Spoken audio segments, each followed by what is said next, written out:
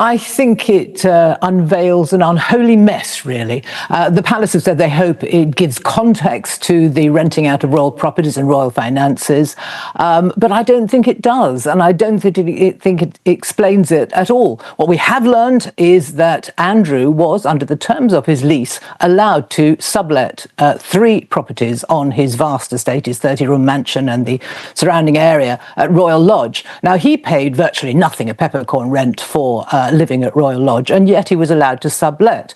Now, royal sources are extremely keen to point out that it was a private arrangement between Andrew and his tenants, the terms of which we do not know.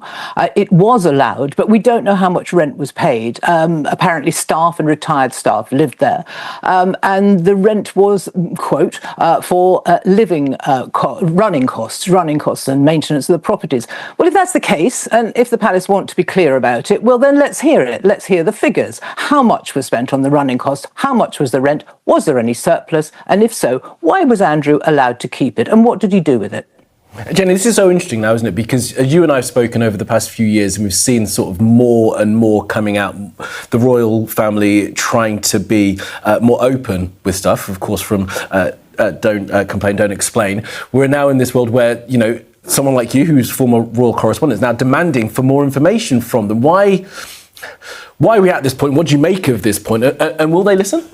I think they've got to listen. We're at this particular point, because of the scandal over the former Prince Andrew, that has provoked a demand for more accountability of where he got his money and how he lived. And once we discovered that at Royal Lodge he was paying virtually no rent at all, there is a public demand and a media demand for clarity on all the other properties, including, for example, Edward and Sophie, the Duke and Duchess of Edinburgh. Much admired, important members of the royal family, but they too operate on the basis of a peppercorn rent on their vast mansion. They did put money up front, as did Andrew. It's clear we should say that.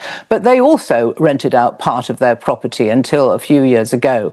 And what they did with those profits, we don't know. And the point of all this is these are part of the Crown Estate. The Crown Estate is an independent commercial operation which must be run for profit, and that profit goes directly back to the Treasury. In other words, it's public money. And that is why there is public interest in exactly who pays what. And as you say, we're not clear as to exactly how much has been paid and how much has been made. You know, are we right to think that this was over 20 or so years that he was able to sublet it like this?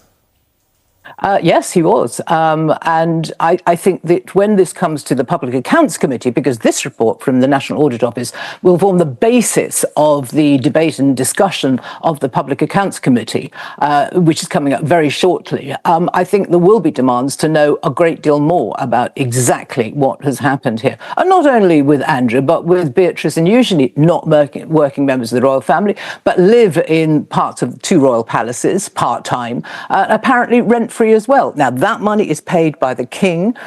It gets very complicated from his private income, which is the Duchy of Lancaster, but this reopens and reignites the whole debate about what really is private income, private money, and public money. If we didn't have a king or a Prince of Wales, then the Duchy of Lancaster and the Duchy of Cornwall would be in public ownership. It wouldn't be private income for them. So it gets very murky, very difficult, and I think this is only going to get more complicated for the royal family and the monarchy as the Public Accounts Committee starts its sittings. And I think the demand is now intense for absolute clarity. It's no use telling us things are private, a private arrangement, when this is all in the public domain now. We need more transparency. Let's give it a quick drop and split the orange clean in half.